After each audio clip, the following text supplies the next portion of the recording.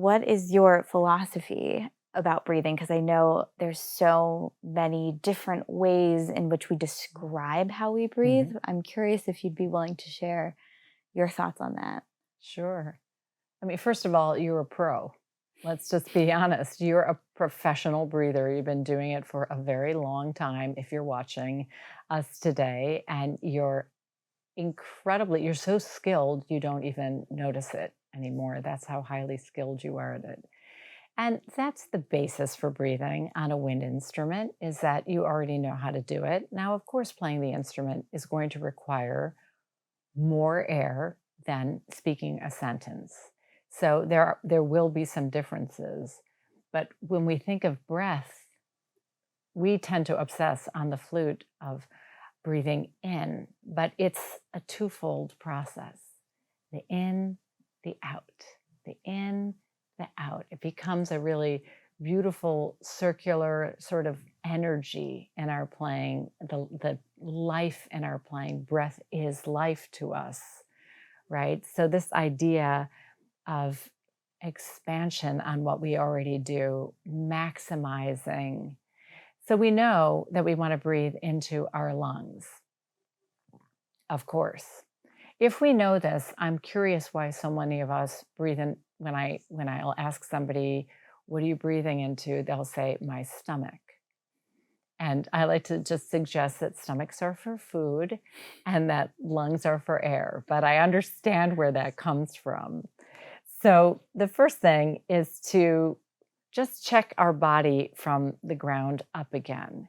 Because if I have sucked in my gut, for modesty reasons, because I'm trying to look more like some ideal, and I've arched my back, then I have inhibited some space in my core, or what I like to call Middle Earth.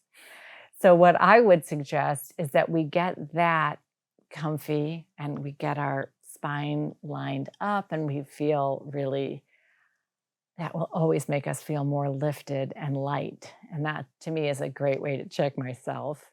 When we do that, then we actually can start to really expand our breath into the bottom of our lungs, because our lungs are actually really big and they're dimensional, right? They expand up and down and all around. And so if we allow ourselves to conceptualize breathing all the way down to the bottom, just like we would fill a tank of gas, I can't fill the top third if there's nothing in the bottom two-thirds. It's going to go in.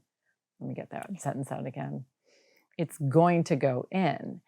So all the way to the bottom, gravity is real. So let's use gravity to assist us with our breath by allowing that stacking up and breathing into the bottom of our lungs. Then you notice I took a nose breath again, because for me, that really helps to open everything, right? It releases tension in throat muscles, even for somebody like me who has that tongue tie. So when I breathe, I do have muscles and tendons that pop unwittingly. I don't mean to do it, but they do. So when I do the nose breath, and I take that deep breath, I feel it just warmly expand in my body. When I am in that sucked in position with the arched back and I do it, I feel like I'm just trying to eat my air in my throat, and it's not very delicious. I can tell you that. So I think that really matters, and conceptualizing breathing in to the bottom and the back, breathing into the sides. I love Angelita Floyd's book, Gilbert Legacy, based on the teachings of the master teacher, Jeffrey Gilbert. There's one diagram in there that really resonates with me when he's showing a deep breath and he makes some sort of gesture like that, because it never occurred to me that air could go east-west also. Mhm. Absolutely. Creating that awareness and even picturing how your lungs are expanding. Like you said, it's the 360-degree Mhm. thing. And so that means it's expanding down, you're expanding sideways in all directions. So I think that picturing that can be a really useful tool, because when we breathe in, and I think especially through the mouth, we sometimes think up. And when we have our flute up as well, we think up. We're thinking around this area and visualizing that rather than visualizing down.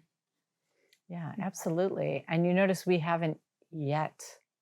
I'm about to launch into a short discussion about the diaphragm, right? And the diaphragm is basically an involuntary muscle in the body that, in essence, separates our northern hemisphere from our southern hemisphere.